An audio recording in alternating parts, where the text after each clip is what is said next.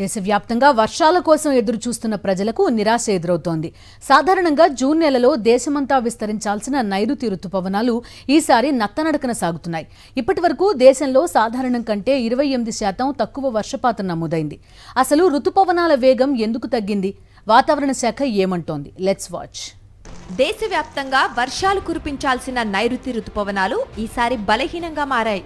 June 4 నుంచి 14వ తేదీ వరకు దేశవ్యాప్తంగా కేవలం 34.3 మిల్లీమీటర్ల వర్షపాతం మాత్రమే నమోదైంది. సాధారణంగా ఈ కాలంలో 47.7 మిల్లీమీటర్ల వర్షం పడాలి.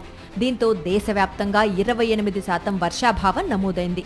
మధ్య భారత్, తూర్పు రాష్ట్రాలతో పాటు దక్షిణాదిలోని అనేక ప్రాంతాల్లో సాధారణం కంటే చాలా తక్కువ వర్షాలు కురిశాయి. దేశవ్యాప్తంగా కొన్ని జిల్లాల్లో మాత్రమే సాధారణం కంటే ఎక్కువ వర్షపాతం నమోదైంది.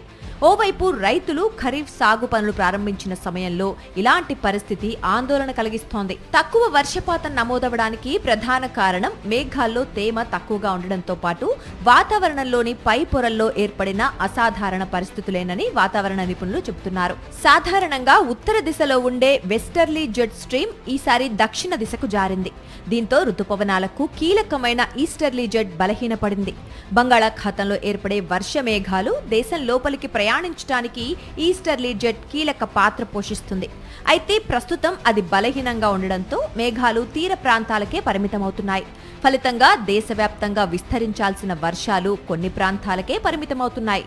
అయితే వాతావరణ శాఖ మాత్రం భవిష్యత్తుపై ఆశాభావం వ్యక్తం చేస్తోంది. జూన్ 20 తర్వాత ఈస్టర్లీ జెట్ మళ్లీ బలపడే అవకాశం ఉందని అంచనా వేస్తోంది. అలా జరిగితే రుతుపవనాలు మళ్లీ వేగం పుంజుకొని దేశవ్యాప్తంగా విస్తరించే అవకాశం ఉంది. అప్పటి వరకు వర్షాల కోసం దేశం ఎదురు చూడాల్సిందే. ప్రస్తుతం రుతుపవనాల వేగం తగ్గినా జూన్ 15 నుంచి పరిస్థితులు మెరుగుపడతాయనే ఆశాభావం వ్యక్తమవుతోంది.